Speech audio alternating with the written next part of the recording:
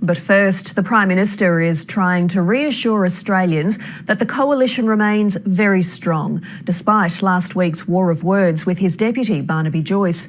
The two leaders met yesterday for what Malcolm Turnbull has described as warm and constructive talks, and he insists he had nothing to apologise for. Here's political reporter Jane Norman.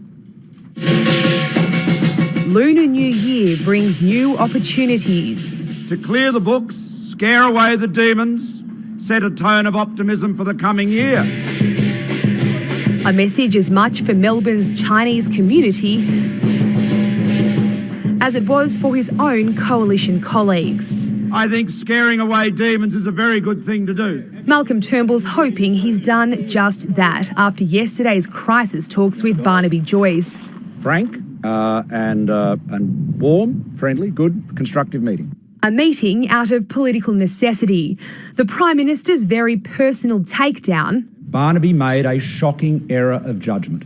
Deeply angered his deputy and threatened coalition unity. They were, in many instances, inept. Did you apologise to him? No, there's nothing to apologise for. And apparently nothing to see here. There are no issues between the Liberal and National parties at all. None at all. The unedifying episode has left some of Mr Turnbull's most senior colleagues questioning his judgment, but at least one is publicly backing him. Frankly, I wasn't surprised by the forcefulness of it because I know the Prime Minister's strong views on this and his lived experience. After days of damaging headlines about extramarital affairs, Malcolm Turnbull is trying to restore the coalition's family-friendly image. In a primetime interview, he reveals he consulted his wife Lucy before announcing his ban on ministers having sex with staffers. This is, one of those classic issues where it's good to take counsel from your wife, your life partner. Far from being the moral police, Scott Morrison argues it's about lifting standards. Well, I'm sorry, if you sleep with your staff, it's not private anymore, it's public because you're a minister in a position of responsibility and power. Labor is looking at the change, but thinks it's one big diversion tactic. Mr Turnbull, for the last 11 days, has seen his government embroiled in crisis. He doesn't know what to do with Barnaby Joyce. Nor does the National Party. Colleagues are still openly canvassing a leadership challenge, fearing they'll be forever haunted by the demons of this damaging affair. And Jane Norman joins us from Parliament House.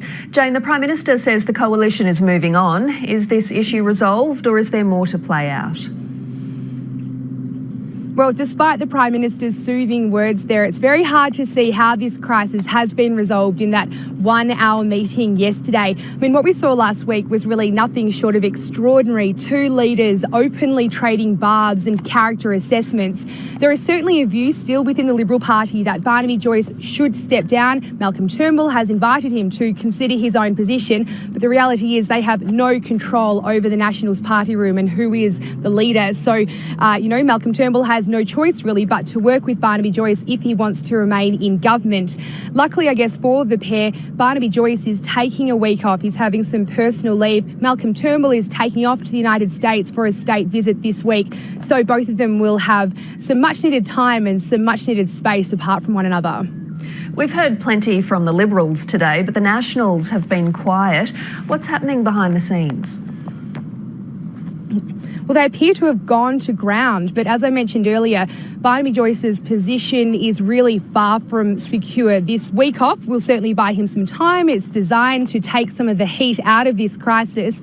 But we know that the Nationals MPs and senators will be spending this week out in their electorates canvassing the views of voters, gauging the mood, and will then decide what step to take. So the option of a leadership challenge is certainly very much alive. I guess a lot will depend on how this week plays out, whether any more allegations come out against Barnaby Joyce, whether there are any more tidbits about his personal life thrown into the public sphere. But one big question that is still unanswered from the Nationals is just who will replace Barnaby Joyce if they do indeed decide to tap him on the shoulder. Jane Norman in Canberra.